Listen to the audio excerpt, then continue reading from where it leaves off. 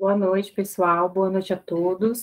Sou a Josiane do programa Green Sampa, o programa da ADESAMPA, que é vinculado à Secretaria de Desenvolvimento Econômico e Trabalho do município de São Paulo. E hoje a gente está aqui com mais uma masterclass, né? Mais uma aula para as startups do programa de aceleração Green Sampa. E hoje o tema a gente vai falar sobre certificações para negócios de impacto socioambiental, né? E hoje a gente está aqui com o especialista Pedro, a gente também está com o Bebeto, do Movimento Choice, que é um parceiro nosso nessa pegada aí de aceleração com as startups. Então, fiquem à vontade para prestar atenção na aula, já anotar as dúvidas que vocês tenham aí, que vão surgir, ou que vocês já venham com as suas dúvidas, e ao final do período vocês podem anotar, vocês vão começando a levantar a mão, e podem fazer a pergunta que a gente vai ficar aqui para responder também, tá bom? Passo agora para o Bebeto, apresentar aí melhor, né, o nosso especialista, que é o Pedro, e vocês fiquem à vontade, tá bom? E muito obrigada pela presença de vocês aqui nessa noite. Obrigado, Josi. Obrigado pelo convite. Obrigado, Alessandro, mais uma vez pela parceria. Obrigado, Pedro, por ter aceitado o nosso convite para falar sobre certificações de impacto. Vocês conheceram o Pedro no nossa masterclass sobre ODS. Hoje ele trabalha no Pacto Global da ONU. Mas antes de ir para o Pacto Global, ele trabalhava no Sistema B, justamente com essa parte de certificações de empresas B. Trabalhou no Brasil, no Chile, então sabe bastante sobre o tema, por isso que a gente convidou ele novamente. E a ideia, eu acho que é provocar eles, né, Pedro? Do tipo, faz sentido ter uma certificação no momento, não faz?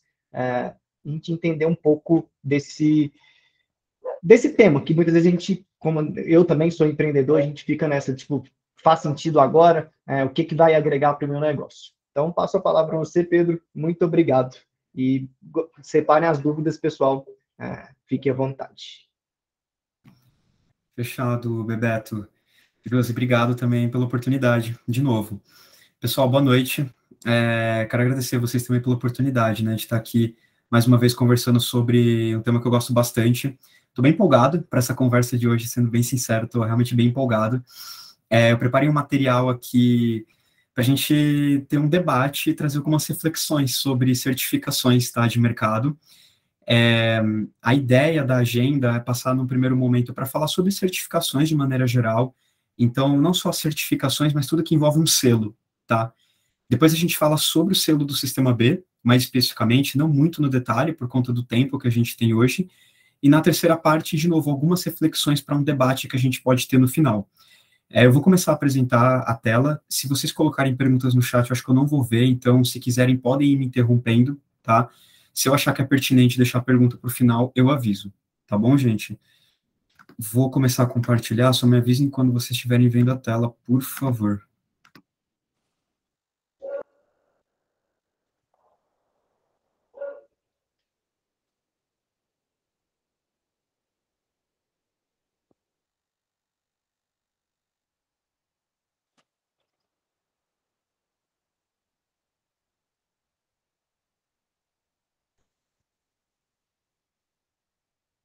Aqui ainda não veio, Pedrinho. Ele caiu. Ops. Às vezes acontece quando você vai compartilhar a tela, você sai da chamadas. Boa, já deve estar voltando.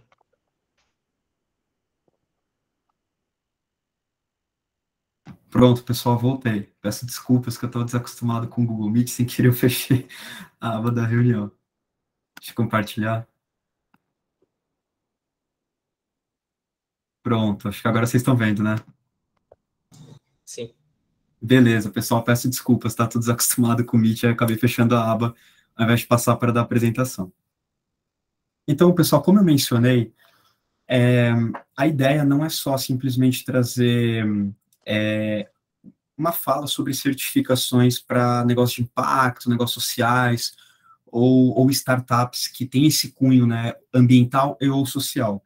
A proposta da conversa é a gente debater mesmo sobre faz sentido eu pleitear uma certificação nesse momento, né, sim ou não, a ideia não é ter respostas, mas na verdade compreender muito desse sistema, né, de selos que a gente tem hoje, né, uma quantidade muito maior do que anos atrás, e compreender se de fato faz sentido, e caso faça sentido, o que é mais importante, né, o processo que me leva a ter aquele selo, ou, na verdade, o selo em si, ou os dois, né? Tudo pode ser importante para uma empresa, a depender do momento dela, do setor de atuação dela, e assim por diante. Então, eu não sei se todo mundo aqui estava na outra conversa, mas só, né, para resumir, né, meu nome é Pedro, e eu sempre trago essa frase em toda reunião com empresa que eu faço, né, toda semana, todo dia, que as empresas elas têm a responsabilidade de contribuir para uma sociedade mais justa, inclusive sustentável. E por que eu falo o termo contribuir? Porque a responsabilidade disso está tanto com as empresas, quanto também com os governos, e em certa parte com a sociedade civil organizada. Claro, a empresa não vai resolver as problemáticas que a gente tem hoje, mas elas devem contribuir para essa solução. Eu sou graduado em administração e tenho uma especialização em gestão estratégica para sustentabilidade, né? E nos últimos 4 anos e meio, eu trabalhei no Sistema B Brasil, enfim, certifiquei mais de 100 PMEs com a certificação B, então sou especialista no tema, fiz mais de 30 projetos de consultoria para grandes empresas, algumas obtiveram a certificação B recente, como a Hering, Arezzo, Movida, dentre outras que estavam também no processo, e nos últimos quase 2 anos eu trabalho hoje no Pacto Global da ONU com o tema de ODS para a empresa. E a agenda hoje, pessoal, são 3 blocos, tá? Então, a gente tem hoje um contexto sobre as certificações, então quero trazer por que elas são importantes. A ideia da conversa não é que a gente saia desacreditado, tá, sobre as certificações e normas, mas compreender o que está por trás, compreender as necessidades, compreender os parâmetros, público-alvo e assim por diante. Falar um pouco sobre a certificação de empresa B, porque, na minha opinião, é a única certificação hoje que olha a empresa como um todo, eu já vou explicar isso mais adiante, e eu acho que é uma certificação que é a única que atesta, né, certifica de fato um modelo de negócio, de impacto. Então, eu também quero conversar sobre isso com vocês. E aí, o terceiro bloco, que a gente tem uma reflexão. Então, eu vou trazer algumas provocações de o que a gente realmente precisa? É de mais selos ou de outros compromissos por parte das empresas? Tá bom? Então, pessoal, antes de falar sobre os selos em si, é importante trazer um contexto, né? E aqui eu trouxe a fala do Milton Friedman, que foi Prêmio Nobel de Economia, eu até comentei um pouco sobre ele na última aula, que ele é o pai do liberalismo econômico, então é uma referência quando a gente fala de economia, e aqui eu não estou colocando um juízo de valor de bom ou ruim, porém é uma referência, no sentido de ele fundou, né, um parâmetro de pensamento econômico que a gente tem. E aí eu trouxe essa frase dele, que ele diz, né, que há apenas uma e única responsabilidade social dos negócios: utilizar seus recursos e realizar atividades que maximizem seus lucros, desde que estejam de acordo com as regras do jogo, que significa competir sem fraude ou corrupção. Então, o que acontece? Ele está falando que a responsabilidade social da empresa é maximizar os lucros com seus recursos, desde que elas estejam de acordo com as regras do jogo. Então, basicamente, a responsabilidade social de uma empresa, segundo ele, lá na década de 70, 50 anos atrás, a empresa tem que maximizar o lucro, ela vai pagar imposto, empregar pessoas, se ela não desrespeitar as leis, tá ótimo. E aí eu quero fazer um reforço para essa frase aqui dentro, né, para essas palavras: desde que estejam de acordo com as regras do jogo. Isso é muito importante, porque as tais regras do jogo mudam conforme o tempo, normalmente para melhor. Em que sentido? Se a gente pega a legislação ambiental, por exemplo, 50 anos atrás e agora está melhor. Se a gente pega criminalização, né, por exemplo, de racismo, dentre outras questões, está melhor agora do que há 50 anos atrás. Então, no geral, existe uma tendência de melhora. Particularmente, eu acredito que deva ser mais rápida, né, mais veloz, porém existe uma tendência de melhora. E quando a gente fala de regra do jogo, a palavra regra, ela existe porque a regra é um parâmetro. Então a gente está olhando o que é o comum, o que é a regra. Nesse sentido, o que atesta uma regra? Né, a gente está olhando leis, a gente está olhando parâmetros, diretrizes, assim por diante.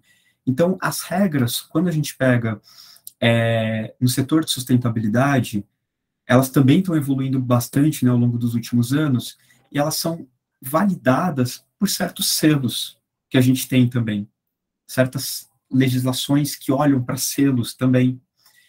Então, o que eu quero dizer com isso? Hoje, no mercado, a gente tem dezenas e dezenas de normas e certificações. Então, aqui eu trouxe alguns exemplos dessas normas e certificações. Eu vou falar muito por cima sobre elas, eu não vou aprofundar, a única que eu vou aprofundar é a do Sistema B, mas nesse sentido, eu só quero trazer para vocês alguns exemplos do que a gente considera essas normas e depois algumas certificações, tá? De novo, são algumas. Então, a gente tem, por exemplo, né, os padrões da GRI. A GRI é uma organização internacional sem fins lucrativos, que significa Global Reporting Initiative. Então, o que significa isso? Global Reporting é as empresas poderem reportar globalmente seus indicadores de sustentabilidade, basicamente. Então, são padrões que uma empresa vai seguir para publicar seus padrões de sustentabilidade em questões ambientais, direitos humanos e assim por diante. Se a gente pega a ISO 14000, é uma ISO de gestão ambiental. Então, essa ISO ela vai auditar que uma empresa tem um sistema de gestão ambiental, relato integrado. São alguns parâmetros para uma empresa trazer as suas práticas de sustentabilidade. Então, eu vou falar qual que é o meu capital social, capital de maquinário, capital ambiental, capital humano. O capitalismo consciente é um selo que é um compromisso de que a empresa está de acordo com os princípios do capitalismo consciente. A gente tem um índice de sustentabilidade empresarial da Bolsa Brasileira, da Bolsa Americana. A gente tem os princípios pelo investimento responsável, que aqui são mais direcionados a instituições financeiras que se comprometem publicamente a princípios, né, responsáveis para investimento, aí são, se não me engano, 7 princípios. A gente tem os ODS, que eu apresentei na última aula, o Ethos, que tem um grande questionário, né, com os indicadores do Instituto Ethos. A gente tem um questionário da Humanizadas, que ele atesta empresas que, em teoria, têm práticas mais humanizadas com seus colaboradores, o próprio Pacto Global com os princípios orientadores. O Science Based Target, ele é uma iniciativa que atesta que a empresa tem metas de redução de CO2 equivalente baseadas em ciência, porque eu posso chegar e falar que eu tenho uma meta de redução de gás de efeito de estufa de 30%. Mas isso é pouco ou muito, a depender do meu modelo de negócio? Não sei. Não, eu preciso basear isso em ciência, né? Entender o meu setor de atuação, minha cadeia de fornecedores e outras questões. Então, gente, eu só trago esse exemplo desse slide, de novo, eu não vou aprofundar pelo tempo que a gente tem, mas só para vocês entenderem essa infinidade de selos que as empresas podem colocar no site delas, no relatório de sustentabilidade delas, numa apresentação para investidores, enfim, para os públicos que sejam de interesse. E aí a gente tem certificações, que aí a empresa ela pode colocar num produto, por exemplo, né, ou num site também. Então, a gente tem a certificação de empresa B, que depois a gente vai falar mais adiante. A gente tem um selo chamado Origem Sustentável, por exemplo, que quem criou esse selo foi a AB Calçados. A AB Calçados, a Associação Brasileira, né, da Indústria, né, calçadista, criou um selo chamado Origem Sustentável, que baseia os seus parâmetros em várias outras certificações e diretrizes que a gente tem no mercado. E aí uma empresa que faz parte da AB Calçados contrata uma auditoria, né, para atestar que essas práticas existem no Origem Sustentável, pode usar o selo. O orgânico, que a gente conhece bem, o Rainforest, que está muito presente na indústria do café, a certificação LEED para construção, o FSC, né, naquela questão de utilização de floresta para a produção, né, de embalagens, por exemplo, de papelão. Acho que toda embalagem de papelão hoje deve ter um selo do FSC, por exemplo, ou quase toda. O selo da Sociedade Vegetariana Brasileira em vários produtos hoje. O Great Place to Work, né, que aí atesta as práticas, mas aí na parte de RH, né, com colaboradores também, dentre outras questões. A gente tem esse selo aqui, que ele é de pescado, né, então ele atesta algumas práticas sustentáveis, né, na prática de pesca. Por exemplo, o McFish do McDonald's, 100% do peixe que o McFish usa tem esse selo. E aí o Reciclo também, né, que também trabalha com a questão de compensação de reciclagem de embalagens, né.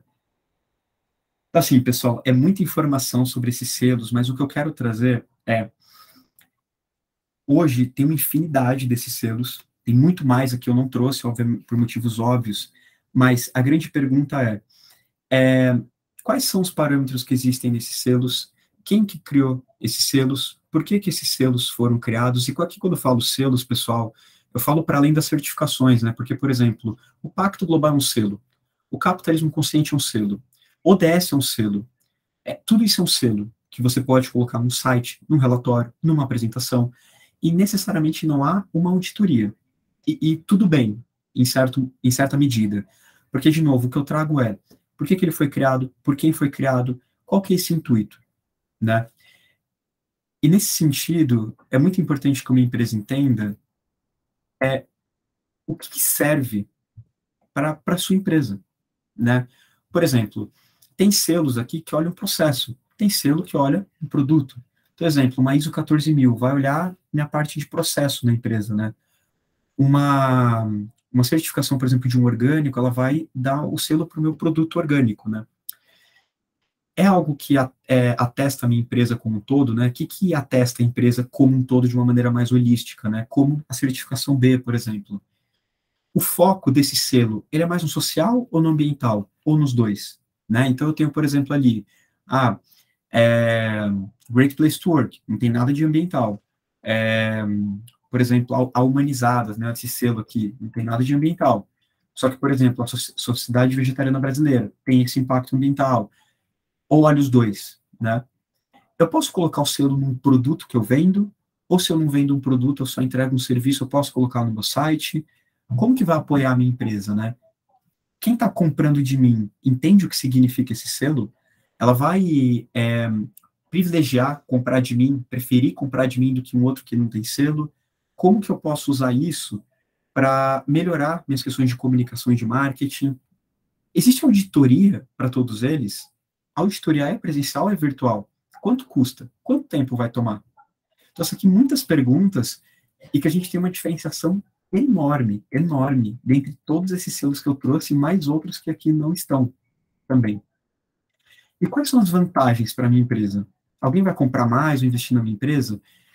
Então, essas perguntas, elas com certeza têm que ser respondidas antes da empresa, pelo menos na minha opinião, claro, antes dela decidir passar por um processo ou de auditoria ou de um processo de assinar um compromisso formal para obter algum tipo de selo, tá? Então, esse primeiro bloco, o que eu quis trazer foi isso, nessas principais perguntas, tá? A ideia não é a gente responder elas agora, são só perguntas norteadoras para vocês, a gente pode até debater depois em outros momentos, né? Meus contatos vão estar no final aqui da apresentação, mas a ideia foi isso, trazer essa infinidade de selos. E aí a pergunta que fica será que esses selos, eles têm o mesmo impacto quando eu vou apresentar a minha empresa? Ou seja, se eu colocar, por exemplo, numa apresentação, um selo de ODS, ele tem o mesmo impacto de eu colocar um selo de empresa B, por exemplo, já que dos dois modos a gente está falando, entre aspas, sobre a mesma coisa, que é a sustentabilidade, como é que quem está olhando esse selo percebe isso, né? Então, essas são as perguntas que eu trouxe, né, para a gente aquecer um pouco depois do debate no final. Aí, pessoal, o próximo bloco agora é sobre a certificação de empresa B, né? E por que eu trouxe ela? Porque acho que é um interesse da maior parte de vocês, quando a gente fala de selos, acho que de empresa B, acho que é o que mais interessa. Um outro ponto, né? Porque eu acho, pelo menos o que eu conheço, é a única certificação que olha de uma maneira holística para a empresa, tá? De novo, a gente tem outras diretrizes que olham de maneira holística para a empresa. Então, a gente tem os questionários de sustentabilidade, de maneira geral, vão olhar questões socioambientais, questões de anticorrupção, governança, etc., mas não são certificações, né? Não tem ninguém que vai na empresa e olha se aquilo está sendo feito ou não, tá?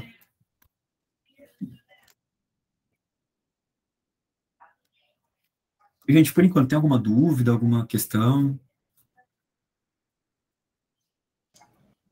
Não, da minha parte não. Beleza. Beleza, gente, eu vou seguindo aqui, então. Sobre a certificação B, né, como eu mencionei, para mim, ela é a que é mais abrangente, porque avalia muita coisa dentro da empresa, e eu gosto muito, particularmente, eu acho que é um bom questionário, acho que é um bom framework de trabalho para uma empresa ter sustentabilidade. Então, a certificação B, ela olha 5 pilares, tá? Governança, trabalhadores, comunidade, meio ambiente e clientes, tá? Então, são 5 pilares que, de novo, eles olham a empresa como um todo, né? Bem holístico, assim, é bem abrangente. Se a gente pega, por exemplo, um orgânico, ele vai olhar muito questões ambientais, né?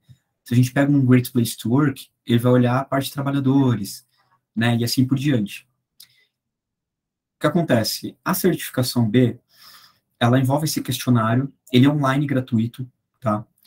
Ela é dividida em 2 tipos de perguntas, basicamente. As perguntas que a gente chama de práticas, que são perguntas da operação do dia a dia da empresa, e as perguntas que a gente chama de modelo de negócio de impacto. Esse, para mim, é o pulo do gato. Essas caixinhas aqui em vermelho. Para mim, isso é o pulo do gato da certificação B. Eu tenho alguns comentários a fazer sobre isso, depois a gente pode até conversar, como qualquer outro selo, certificação, tá longe de ser perfeito, mas para mim, esse é o pulo do gato, tá? Mas por que é o pulo do gato, Pedro? Porque, assim, quando a gente fala, né, das questões de sustentabilidade, para mim, na minha opinião, o mais importante nessa agenda é que os modelos de negócio, ou seja, como que a empresa ganha dinheiro, como ela gera receita, necessariamente tem que estar atrelado ao impacto socioambiental. A sustentabilidade tem que estar atrelada a como a empresa gera receita. Não pode ser algo que seja mais ou menos dissociado disso. Não pode. Depois eu vou falar disso nos próximos slides. Nesse ponto, o modelo de negócio de impacto aqui, né, essas caixinhas aqui em vermelho, elas dão uma pontuação muito grande para a empresa. Então, o que significa? Toda empresa B, ela tem uma ótima pontuação nessa parte aqui. Então, o que significa? Se eu pego, por exemplo, uma empresa... Eu vou dar alguns exemplos depois, tá? Então, nem vou dar spoiler agora. Mas o que acontece? Se eu olho a parte aqui de... Dar um outro exemplo, né? Trabalhadores. Aqui eu estou olhando engajamento e satisfação, desenvolvimento de carreira, treinamento, saúde, segurança e bem-estar, né? Saúde e segurança no trabalho. Então, aqui são práticas que meio que qualquer empresa pode ter, né? Então, assim, qualquer empresa pode e deve ter essas práticas. Só que quando a gente fala, por exemplo, desenvolvimento da força de trabalho como modelo de negócio de impacto, aqui eu estou falando, a sua empresa ela tem uma intencionalidade de contratar um grupo subrepresentado na sociedade e oferecer um salário digno, né, um pagamento digno, e prover treinamentos para que esse grupo não seja mais, entre aspas, subrepresentado na sociedade. Então, eu tenho um modelo de negócio intencional. Então, aqui a palavra-chave é intencionalidade também. Um outro exemplo, em meio ambiente. Se eu sou uma empresa que tem uma manufatura, eu vou ter minha gestão de ar e clima, minha gestão de água, e assim por diante, minha gestão de resíduos, vou ter meu gerenciamento ambiental, que aqui entra as questões da ISO 14000. Só que, por exemplo, eu tenho uma intencionalidade de produzir o meu produto com uma pegada ambiental menor, e isso traz uma inovação na indústria. Então, aqui a certificação B, nessas partes que eu estou falando para vocês, né, de desenvolvimento da força de trabalho, processo produtivo, aqui é muito como que eu estou entregando o meu produto ou serviço, né? Um exemplo, acho que o maior exemplo que eu tenho aqui, né, da certificação B, é uma empresa que é a Roshan, se eu não me engano o nome, depois eu passo para vocês, que ela é do Paquistão. É uma empresa de telecomunicações do Paquistão. Essa empresa é uma das que tem a maior pontuação no mundo na certificação. Por quê? Porque essa empresa, ela entrega de uma maneira muito disruptiva um serviço de telecomunicação. Por quê? Porque ela contrata mulheres na empresa, só que ela contrata mulheres numa quantidade muito maior do que no Paquistão. Essas mulheres, elas recebem vários treinamentos, tanto no ambiente de trabalho, quanto também gestão financeira, dentre outras questões de empoderamento delas. Então, aqui, desenvolvimento de uma força de trabalho que é minoritária naquela região, naquele país. É uma empresa que, por exemplo, ela oferece um serviço de telecomunicação numa zona de guerra. Então, ela está atendendo uma população carente nesse tipo de produto. Então, o que significa? É uma intencionalidade que ela tem de levar um serviço para uma população que não tem acesso, num preço acessível, e como que ela faz isso é trazendo uma minoria, entre aspas, né, de mulheres que não têm tanta oportunidade de emprego, e que não tem nenhum desenvolvimento profissional, basicamente, nesse sentido, né, na região. Então, é uma empresa que olha como um todo para o que ela está entregando gerar um tipo de impacto para aquela população e o como ela está entregando aquilo gerar um tipo de impacto para a população. Então, a certificação B, ela olha isso dessa maneira. O que eu estou entregando gera um tipo de impacto positivo para aquela população, no sentido de aquela população não tinha acesso àquilo antes, agora tem, né, ou melhora a saúde dela, melhora a educação de uma forma substancial, e assim por diante, e também o como eu estou entregando aquilo. Por isso que eu mencionei anteriormente, o core da empresa, o modelo de negócio da empresa tem que estar associado a questões de sustentabilidade, questões de impacto socioambiental positivo. Isso é essencial. E, para mim, de novo, a certificação dela, ela olha isso. E aí aqui, gente, eu vou trazer alguns cases para exemplificar o questionário, tá? Anterior. Então, a Natura, por exemplo, foi a primeira empresa de capital aberto do mundo a ser empresa B certificada.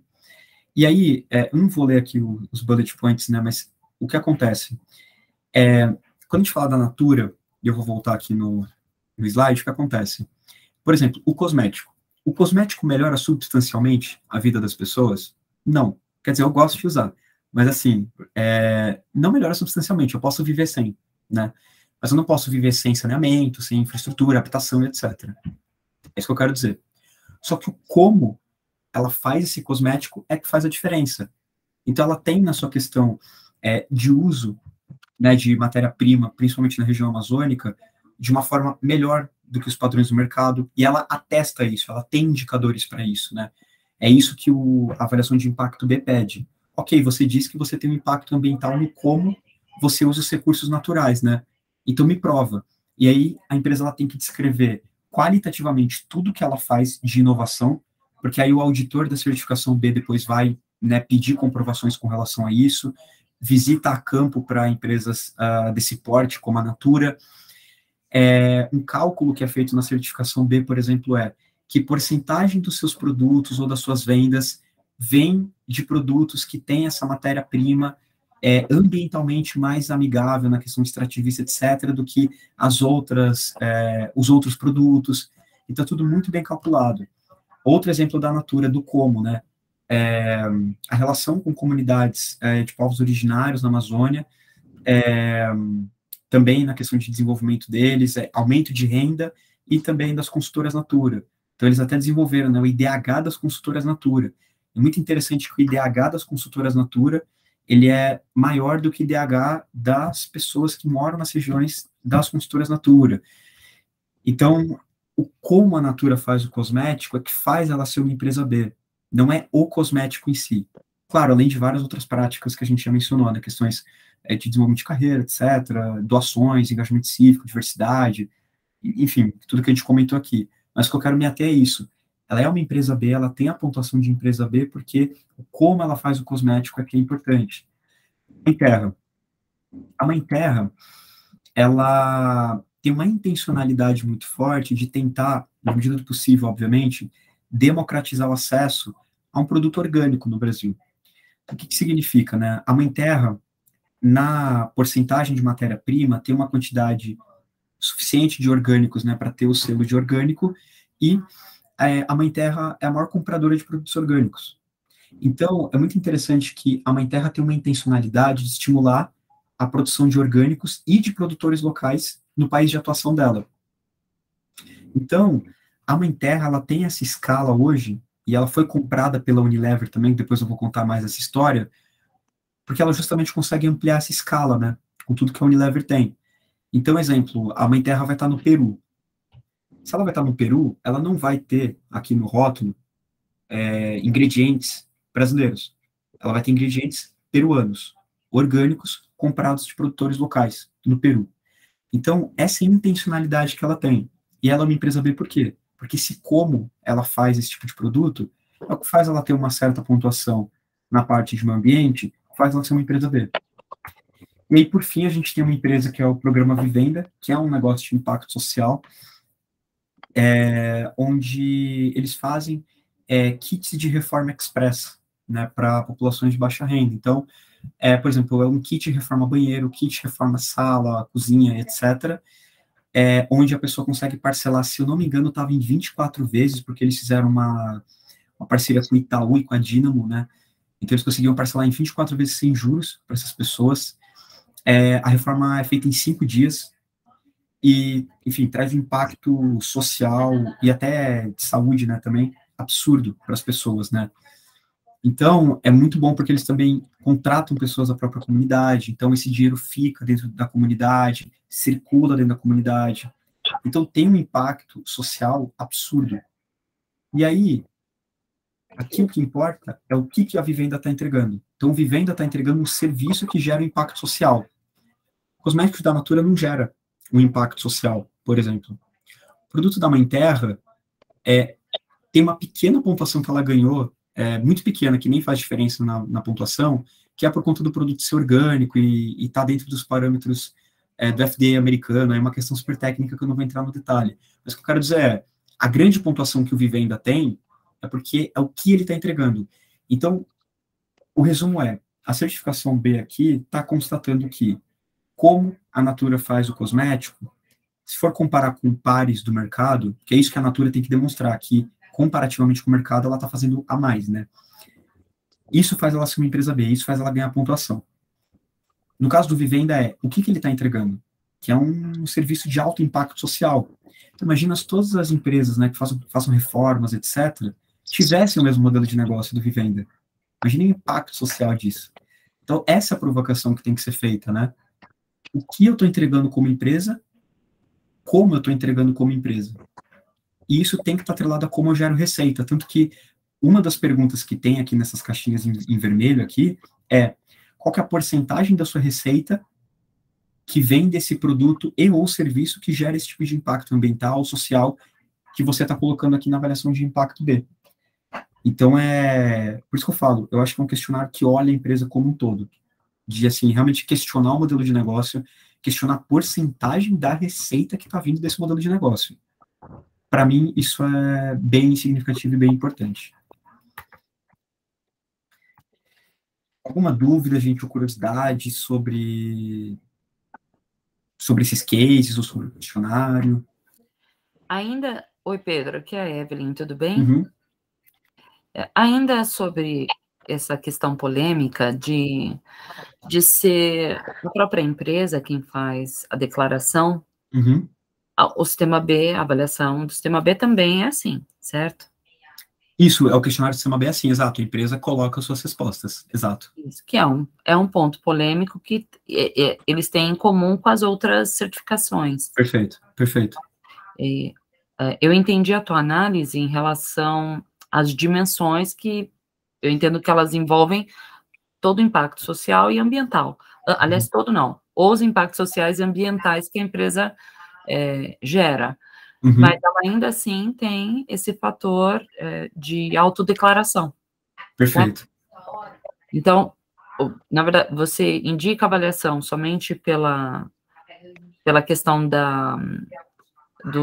das dimensões e essa questão da declaração. O que você pensa a respeito disso? Perfeito, ótima pergunta. Eu acho que a autodeclaração, ela é ok de ser feita, né? Eu acho que, por exemplo, num questionário desse, acho super válida a autodeclaração, né? Porque, por exemplo, eu acho que a gente ainda não chegou no nível de eu conseguir ter um treinamento online super robusto, por exemplo, sobre avaliação de impacto B, para uma empresa conseguir fazer uma autoavaliação que esteja no nível técnico de alguém muito especialista, tá? E eu acho que talvez nem seja o caso, né? O que eu acho da autoavaliação é que se a empresa ela está fazendo a autoavaliação com o intuito de melhorar suas práticas, ela vai ver as perguntas, vai ver as respostas e vai tentar incluir certas respostas e parâmetros na sua estratégia para curto, médio e longo prazo. Tanto que eu indico responder a avaliação de impacto B, e não só ela, outros questionários, depois a gente pode aprofundar nisso, indico muito responder, visitar esses questionários para ampliar repertório, conhecimento e incluir na sua estratégia. Sobre o B, né, em si, na avaliação de impacto B, a certificação, eu fico super tranquilo, né, com relação a isso, porque eu trabalhei no sistema B recebendo muito questionário preenchido de maneira indevida. Então, assim, só para explicar rapidinho, por conta do tempo aqui que eu quero avançar também, o questionário vai de 0 a 200 pontos, tá? o mínimo para você pleitear a certificação, submeter para auditoria, são 80 pontos, tá? O que eu já vi de empresa que submete o selo com 120 pontos, 130 pontos, porque preencheu de maneira indevida essas caixinhas aqui em vermelho, que somam muitos pontos, tá? Para vocês terem ideia, mais ou menos metade da pontuação tá nessas caixinhas aqui de cinza e metade nessas em vermelho, tá? Então, muitas delas julgavam, eu sou uma empresa que eu faço treinamento corporativo, então eu levo educação para pessoas. Tá, mas essa educação, ela é necessária? É para uma posição de baixa renda ou algo nesse sentido? Tem um impacto social? Se você comprovar isso? Então, eu recebia muita empresa que começava a auditoria, a primeira parte que era vista era essas caixinhas em vermelho, né? Aí já cortava a pontuação e ela ficava com menos de 80 e nem seguia no processo, né? Então, eu não vejo nenhum perigo, nenhuma crítica aqui na avaliação de impacto B nesse sentido, tá? Meus pontos estão mais adiante de crítica, que aí eu vou mostrar, tá? Tudo bem. Sobre a questão de selos e tudo. Tudo bem. Obrigada. Mais alguma pergunta aqui, gente? Beleza, eu vou seguindo, aí eu já vou finalizar, tá? Para a gente ter um tempinho para discussão. Então, o que acontece, pessoal? Aqui eu vou passar super rápido, tá? Nesse slide, porque eu quero passar pelos pontos de reflexão, tá? De crítica também a essas partes, né? Então, a gente tem aqui, né, oportunidades e tendências no primeiro momento, né? Então, o que acontece? Hoje, grandes empresas têm premiações que envolvem, né, sustentabilidade. Então, tem, por exemplo, o antigo prêmio Clicar da Natura, né? Que envolve, por exemplo, aqui, a primeira letra que eu lembro é qualidade, por exemplo. Então, a Natura premia fornecedores por alguns critérios de excelência que ela identifica como relevantes. Eu estou, né, aqui no escritório do Pacto, a gente estava aqui escutando agora o Rodolfo, ele é diretor de sustentabilidade da CPFL Energia, e eles têm 4.500 fornecedores. E ele comentou que agora, recentemente, ele estava num evento para fazer um anúncio de uma intenção de ter 85% dos fornecedores deles auditados e atestados por alguns critérios de sustentabilidade que a CPFL identificou como relevantes para o negócio dela, tá? Então, o que eu quero dizer com isso? Hoje, empresas de grande porte estão olhando mais para questões de sustentabilidade para seus fornecedores, mesmo que sejam fornecedores de menor porte também. Aceleração de startups com foco socioambiental, né? Então, Ambev, eu sei que ela, às vezes, pega algumas startups, né, para participar de alguns programas, tudo mais. Eu lembro que a Green Mining estava muito por dentro, assim, desses processos da Ambev, né, de aceleração, de capacitação, esse tipo de questão. Então, assim, algumas empresas estão até investindo nisso, fazendo parcerias com, por exemplo, uma Artemisia, né, o próprio programa do BNDES, que o pessoal está fazendo garagem BNDES, com a IU nos negócios sociais, então, o Quintessa. Então, grandes empresas estão até contratando essas organizações especialistas em questões socioambientais, negócio de impacto social, para conectar, né, essas soluções socioambientais com empresas de grande porte também, né. Crédito para práticas SG, né, então, BNDES, o mercado como um todo está trazendo um pouco mais de regulação para isso, né, ainda é muito incipiente, mas crédito verde, né, isso está começando a acontecer com maior fluxo de capital financeiro. Aqui, cadeia de fornecedores de grandes empresas, né, então a gente pega, por exemplo, o questionário da EcoVadis, que já pergunta se a empresa faz parte do Pacto Global. Então, recentemente, eu até recebi algumas empresas que vieram perguntar para mim o que era Pacto Global, né, porque elas são fornecedoras da Telefônica, na Espanha, e da Vivo, aqui no Brasil, e aí elas foram obrigadas a responder um questionário de sustentabilidade, e nesse questionário estava perguntando, você faz parte do Pacto Global? E, obviamente, a empresa vai ir atrás disso. O que é o Pacto Global? Eu preciso ganhar pontos nisso, né? Então, o que é assinar o Pacto Global? Bolsa de Valores, né, aqui do Brasil. Outras do mundo também, né, mas esse exemplo do Brasil recente, né, que eles estão obrigando empresas até um determinado período terem um determinado percentil de diversidade no conselho, na direção, para se manterem listadas na Bolsa. Então, uma tendência. Por exemplo, a compra por parte de grandes empresas, né, então...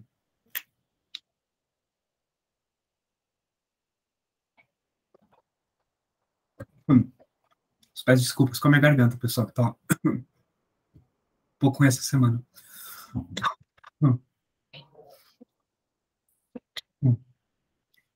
Então, a gente tem o exemplo da Mainterra e da Unilever. Então, por exemplo, a Unilever, ela fez uma oferta de compra para a Mainterra e não era oferta mais vantajosa financeiramente para a Mainterra. Então, a Mainterra, ela preferiu ser vendida para a Unilever, porque os interesses eram os mesmos. Então, a Unilever, isso tem algumas notícias, depois eu passo para vocês, né? Mas a Unilever, ela tem uma estratégia de aumentar a sustentabilidade do portfólio para além das práticas e de mercado dela, de operação, mas também comprando empresas B. Então, a Unilever tem muito forte essa estratégia de comprar a empresa B. E legislação, né? Então, a gente pega, por exemplo, Câmara dos Deputados, está lá esse projeto de lei, que é a criação do selo ESG brasileiro. Então, o que eu quero trazer com tudo isso existem tendências e oportunidades. Então, tem muita coisa acontecendo, e é claro que a gente tem que pensar como acessa isso, faz sentido para a minha empresa, só aquelas questões do começo, né, que eu mostrei nos primeiros slides. E aí, já indo para os finalmente aqui na apresentação, pessoal, e depois a gente abre para perguntas, o tamanho da minha empresa suporta um selo nesse momento? Por que essa pergunta é importante? Para ter um selo, eu vou ter que responder questionário, às vezes eu vou ter que passar por um processo de auditoria. Então, de novo, tem ali alguns selos que não envolvem uma auditoria e tem selos que envolvem uma auditoria. Eu consigo passar por um processo de auditoria agora? São aquelas perguntas do começo. Quanto tempo dura? Quanto custa? E assim por diante. Eu tenho equipe e dinheiro, né? E eu tenho demanda que suporta um selo. Às vezes eu não tenho ninguém que está olhando para um selo na minha empresa, primeiramente. Então, talvez não tenha demanda para justificar eu investir num selo. Porém, mesmo que eu não tenha demanda, vale a pena usar o atributo do selo para reputação, engajamento de quem trabalha na minha empresa, ou eu estou buscando por investidores o aumento de venda. Então, assim, por mais que eu não tenha uma demanda que suporte um selo, eu posso utilizar para um atributo de reputação. Então, a gente sabe que a reputação ela não é construída da noite para o dia. Então, nesse sentido, um selo vai me ajudar para médio e longo prazo. Então, é importante eu ter um selo agora no curto prazo. São perguntas super importantes na hora de pensar num selo. E aqui entra a parte que eu fiquei mais animado, né, quando eu estava montando aqui a apresentação, pessoal. Porque quando a gente pega todos aqueles selos que estavam no começo da apresentação, e a gente pega hoje o boom do tal ESG, né, que a gente vê na questão de sustentabilidade, esse é um artigo, inclusive o TCC da minha pós-graduação foi sobre ESG. Quais são os parâmetros de ESG que o mercado analisa? Porque quando a gente olha análise ESG, são as ditas casas de análise ESG que fazem análise de rating, tá? Chamado de rating isso. Então, basicamente, o rating é dar uma nota. Então, essas casas de análise internacionais avaliam critérios específicos, que essa era a minha pergunta do TCC. Para mim, não estava claro quais eram esses critérios, então tem que ir muito no detalhe para descobrir isso e tudo mais. Ela vai dar uma nota para a empresa. E aí, se eu sou um grande investidor, eu posso fazer um recorte. Eu vou olhar empresas que têm só um rating A e B, por exemplo, XPTO ali. Então, esse artigo ele se chama Rating the Raters. Então, avaliando como essas agências que fazem essas avaliações ESG integram princípios de sustentabilidade. Porque se eu estou dando uma nota ESG, quais são os critérios que eu estou usando? Existe um conceito que que existe uma sustentabilidade forte e sustentabilidade fraca. Então, assim, quais são os conceitos de sustentabilidade que eu estou olhando? Eu posso dar uma nota A com conceitos fortes e uma nota A com conceitos fracos, por exemplo, a depender da amostra também. Então, tem muita questão por trás. De novo, o que eu quero dizer esse processo ele é super importante, mas como que a gente evolui ele ao longo do tempo? Né? Esse é o ponto. Então, de novo, o que a gente está efetivamente avaliando quando a gente olha critérios SG ou critérios de sustentabilidade? Né? Então, por exemplo, muitos desses selos, né, que a gente olha, quais são os critérios? Né? Não sei se vocês já viram aquele documentário que chama Esqueci o nome agora, que é o parecido com o Cowspiracy lá no Netflix, que é o, acho que é Seaspiracy o nome, que ele basicamente questiona as questões de pesca predatória, etc. Eles entrevistam o pessoal que é responsável por esse selo. Então, isso é super importante. Então, assim, o que esses selos estão avaliando, né? Essas avaliações, por exemplo, de rating SG, muitas acontecem de maneira virtual. Tem como eu avaliar uma empresa de maneira virtual? Talvez sim, talvez não, por alguns critérios. E, no final das contas, de novo, para mim, a questão é como eu integro a geração de receita da empresa a práticas que são de fato sustentáveis. Acho que esse é o ponto mais importante. Porque eu posso ser uma empresa que, por exemplo, faz computador, né? Eu posso ser uma empresa que faz computador e doa milhões para causas sociais, por exemplo. Mas eu ainda vou estar produzindo computador, gerando lixo eletrônico. Estou pensando em logística reversa para isso? Não estou.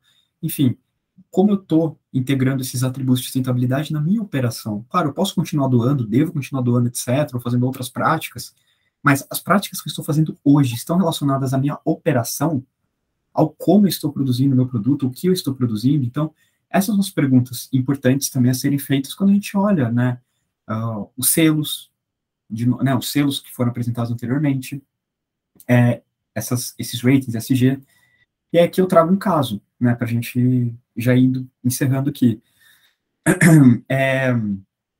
Rompimento da barragem de Mariana. Aconteceu em 2015. E aqui eu puxei do site da Vale, tá? Nessa semana. A Vale tem relatório de sustentabilidade aqui desde 2010. E isso aconteceu em 2015. Então, isso daqui, como aconteceu em 2015, está no relatório de sustentabilidade de 2016.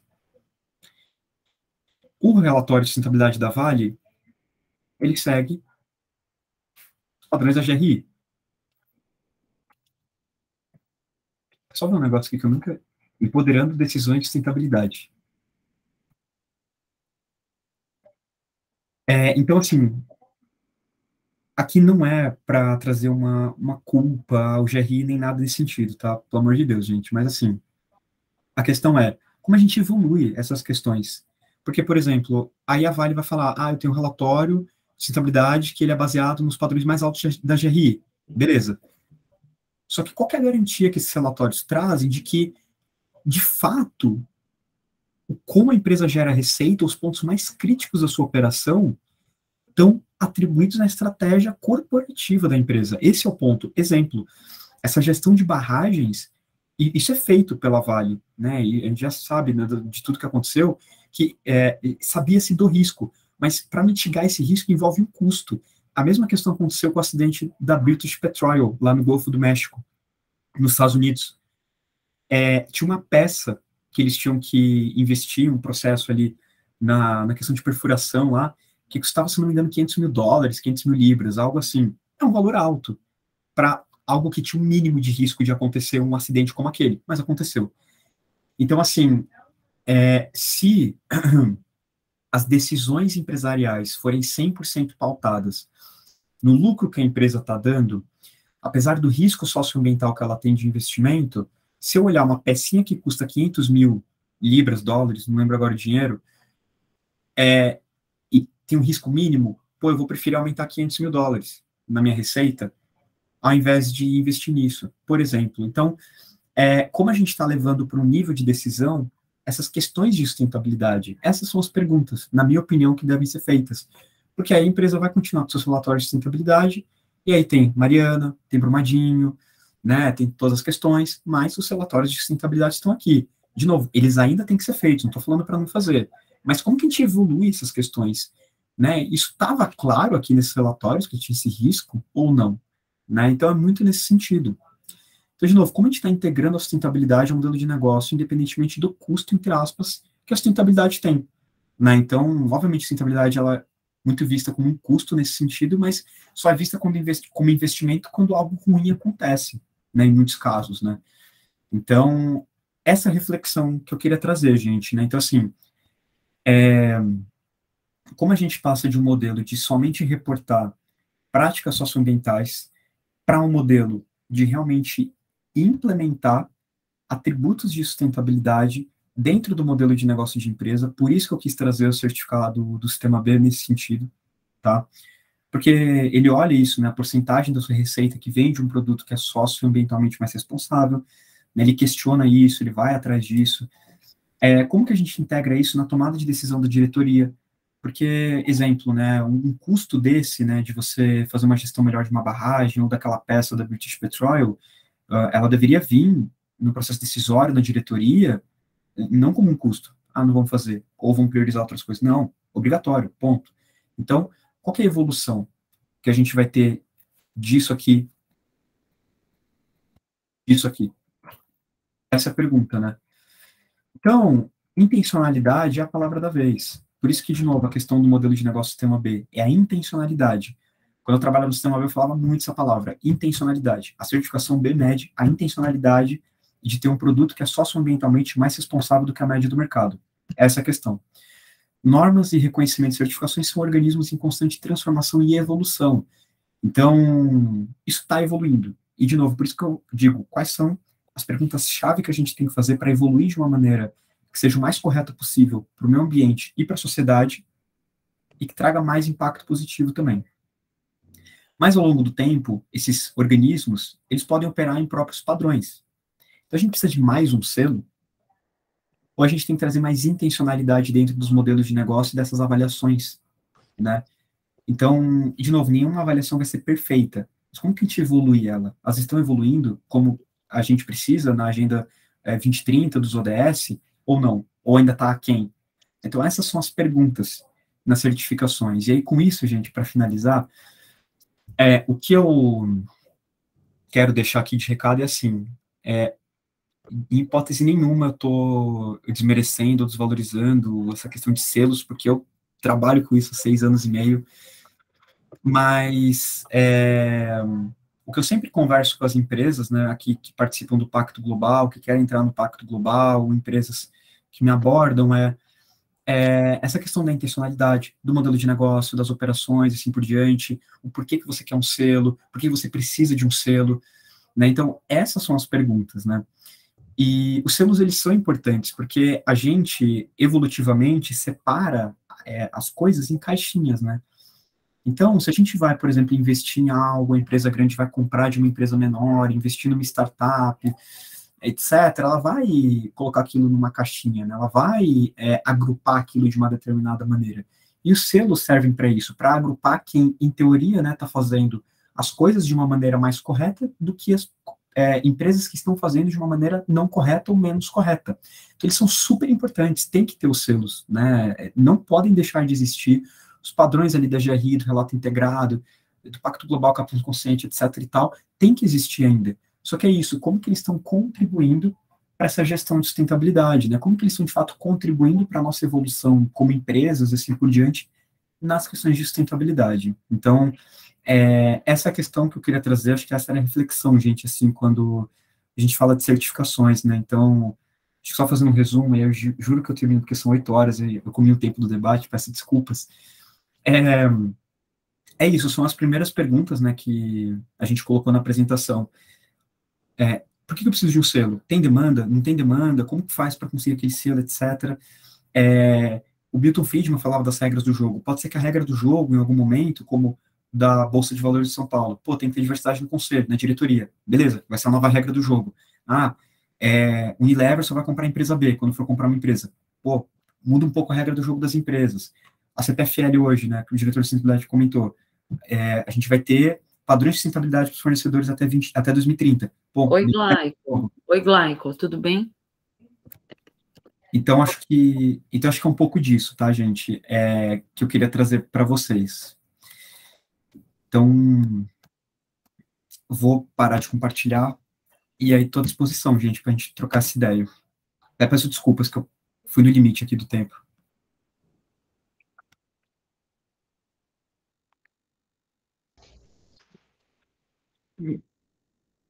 Boa, obrigado, Pedrinho. Guilherme? Boa noite, pessoal, tudo bem?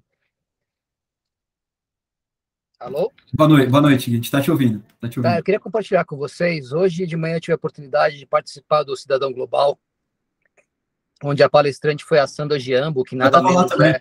Tava lá também. que é a CEO do Pacto Global, né, cara? Então foi muito bom ver eles falando. E quando você abriu com essa frase do liberalismo, né, ele tocou muito nesse ponto, né, cara, que isso não é assim, a gente tem que fazer julgamento moral disso mesmo. A gente está num ponto de mudança que a gente tem que começar a olhar essas coisas e falar, gente, tem coisa que dá e tem coisa que não dá. E as empresas, com o poder que elas têm que começar a mudar as regras, né, cara? Então, e isso aí falou para os CEOs e para CEOs, né, cara, que é falar para a pessoa mesmo, né? Vocês têm que olhar para o mundo que as coisas estão acontecendo, é o tempo de mudar. Ou a gente vai para cima das regras e cria regras para as pessoas seguirem, para as empresas seguirem, porque senão o custo de tudo vai ficar muito alto, né, cara? Então foi muito legal essa visão de, é o que se fala um pouco das regras, né? E tem que vir das grandes empresas. As pequenas empresas não vão ter força para fazer indicador, para certificação. Se os grandes realmente não se juntarem e colocarem essa pressão de colocar regras para a coisa acontecer, a coisa não vai acontecer, né, cara? Então foi muito interessante essa visão mesmo deles, de tem que mudar as regras e as grandes empresas têm que ir para cima do governo e mudar as regras, senão a coisa não vai mudar, né? Pois é, e só complementando, e obrigado, inclusive, pela fala, e tem que ter a contribuição de grupos minorizados. Quando eu falo minorizados, estou falando de países minorizados, estou falando, né, dessa galera toda, porque senão a grande empresa vai criar uma regra que é, entre aspas, boa para ela, meio desafiadora, mas é aquela pergunta, essa regra que está sendo criada está contribuindo para as necessidades que a gente tem, ou é uma regra que não vai contribuir? Porque se não contribuir de uma maneira efetiva, que muda a regra do jogo mesmo, pô, então é melhor nem gastar esforço com isso, demorar um pouco mais para criar um negócio que seja mais importante para a gente, né? Então, eu acho que essa questão do debate, enfim, que seja mais incisivo e vá para um patamar além é super importante mesmo. De novo, vindo das grandes empresas, sim, essa responsabilidade delas, claro, mas que elas não criem a regra só elas, né? Acho que esse é um ponto importante.